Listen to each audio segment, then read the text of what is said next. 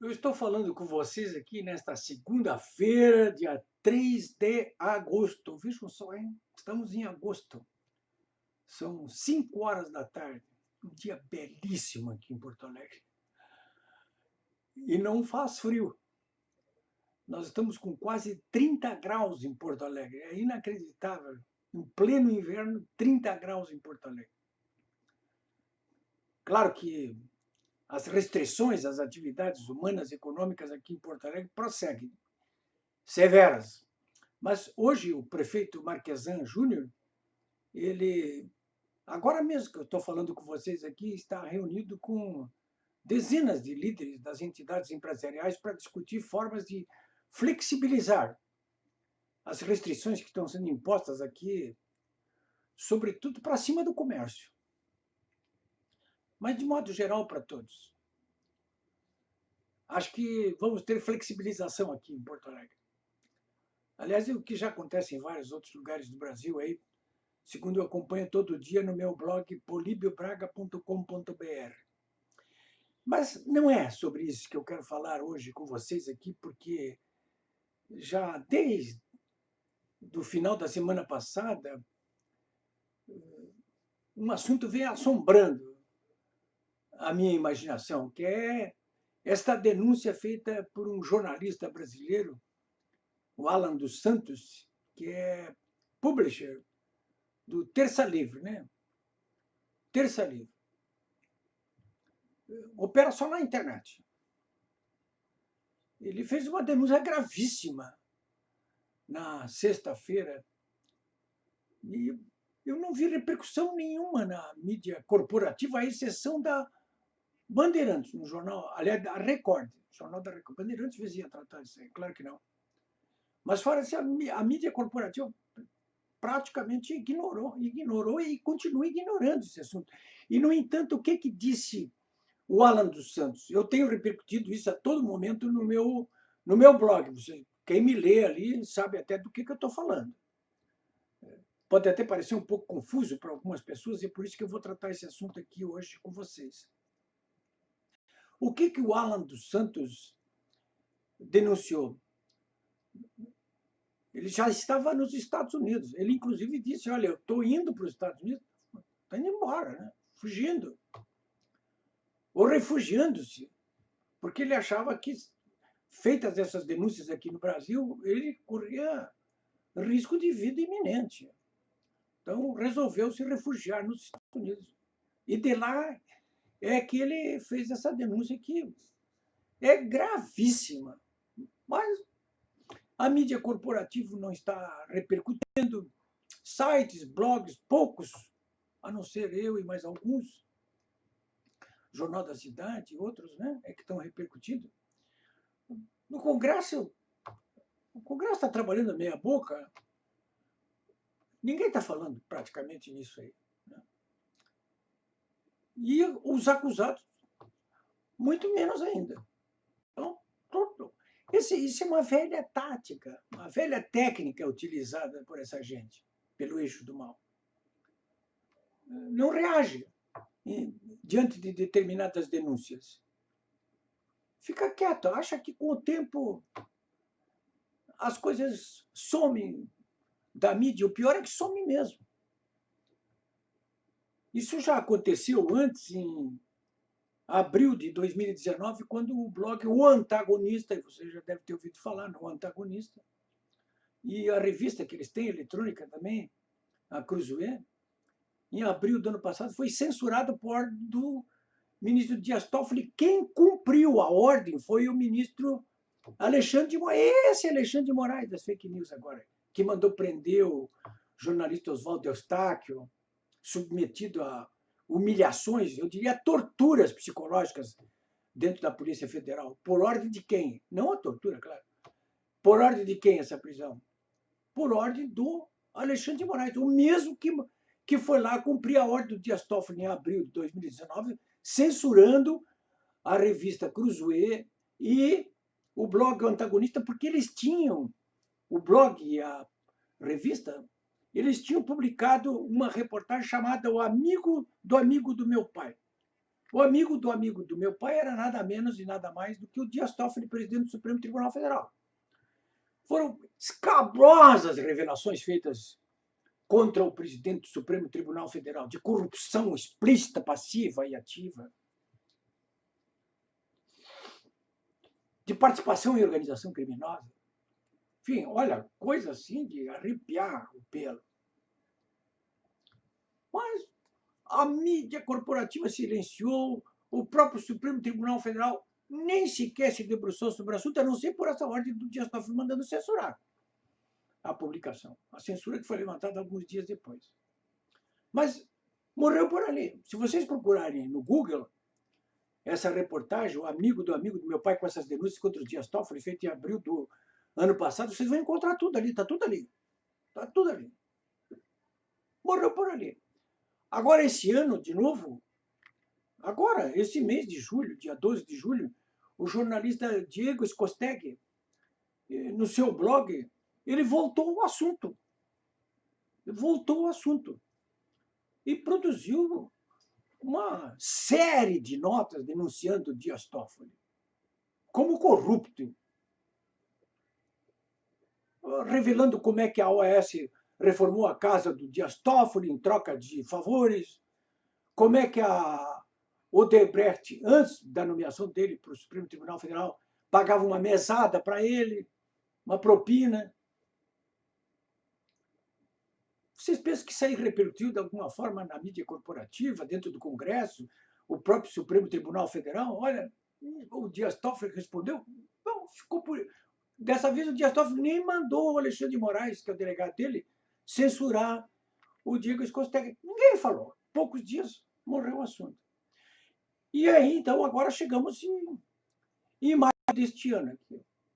Novamente, quem faz a denúncia? Novamente nas redes sociais. Novamente através da internet.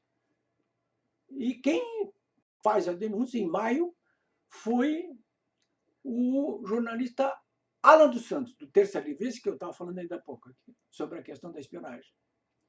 Ele ocupou os meios de que dispõe no Terça Livre e denunciou que o ministro do Supremo Tribunal, o Dias Toffoli, mais o Alcolumbre, presidente do Senado, mais o Rodrigo Nhonho Maia,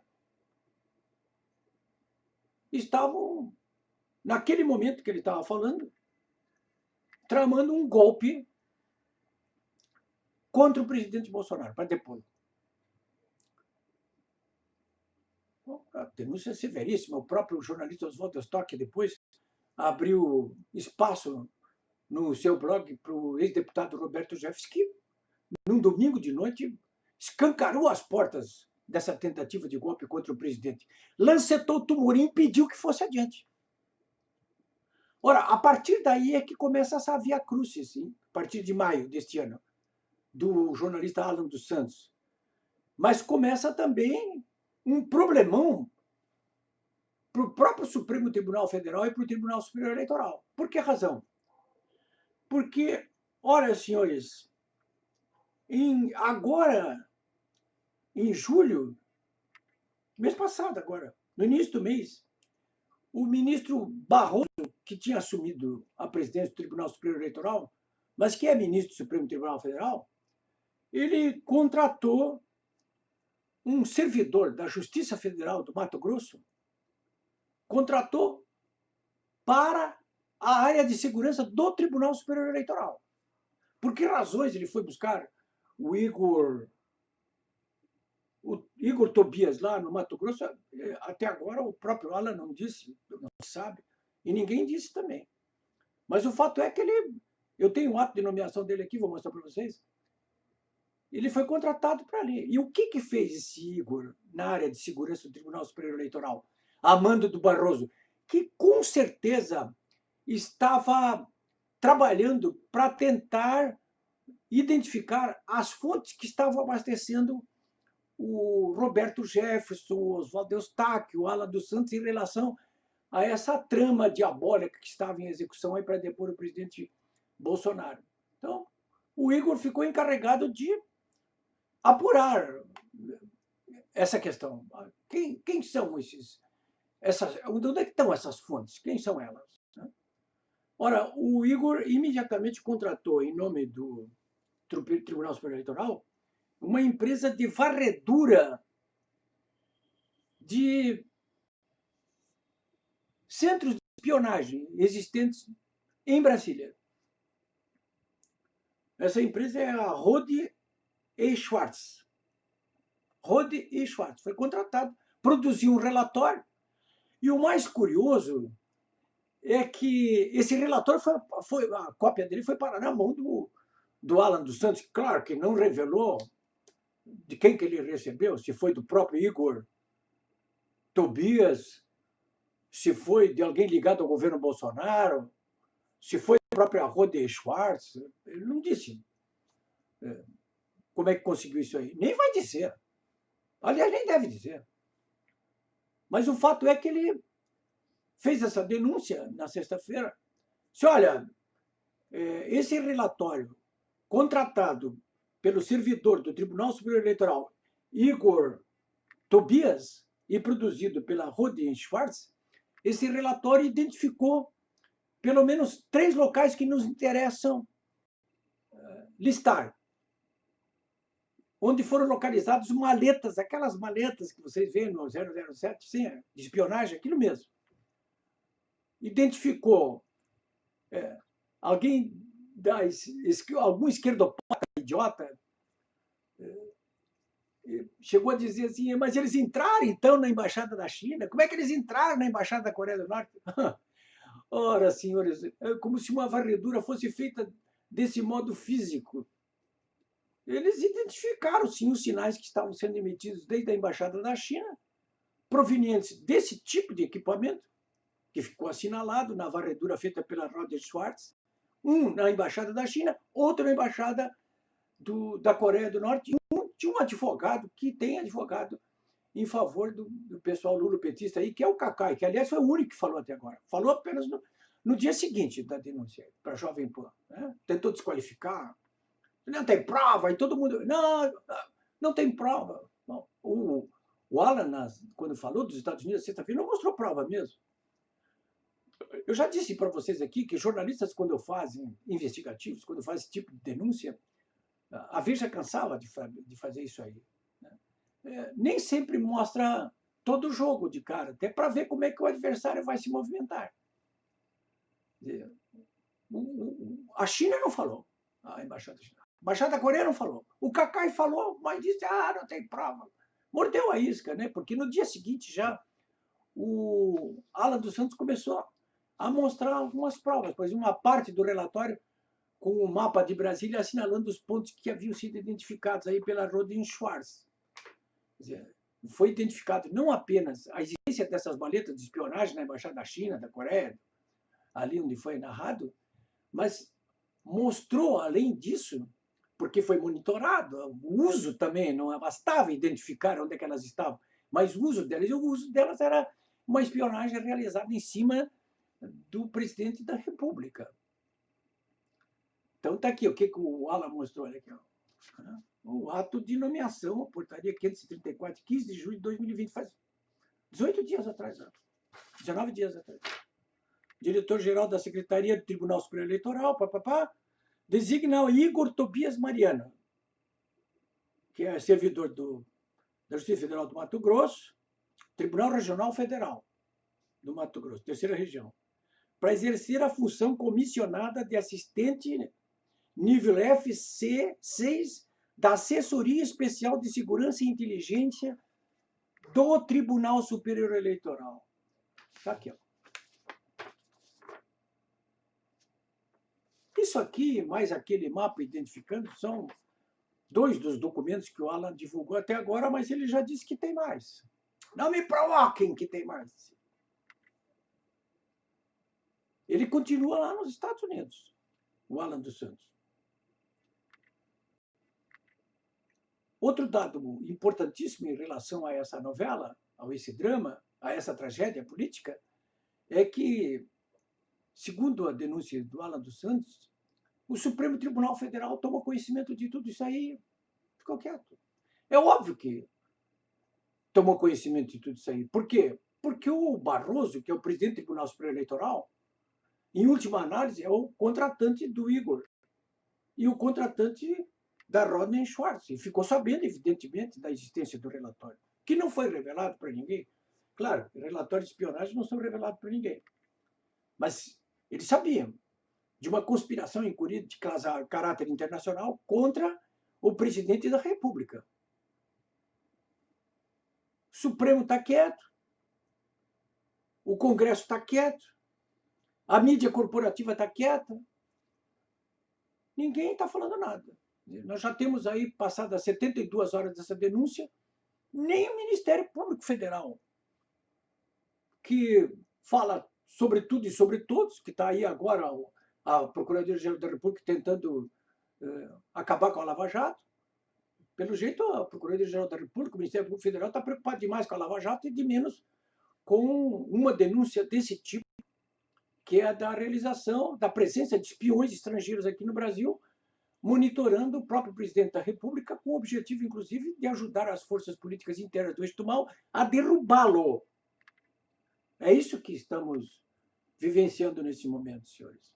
Então, só para completar esse comentário aqui para vocês, eu quero dizer para vocês também o seguinte, que não esqueçam que por trás de tudo isso aí, por trás, inclusive, dos inquéritos que estão em andamento sob a guarda do ministro Alexandre de Moraes do Supremo Tribunal Federal, agora, por trás do encaminhamento desse projeto de lei que tenta garrotear as redes sociais, por trás da CPMI do Congresso Nacional, que da mesma forma pretende garrotear as redes sociais, por trás de tudo isso aí está a clara identificação do movimento organizado pelo eixo do mal para sufocar a presença dos ativistas e dos eleitores do Bolsonaro nas redes sociais.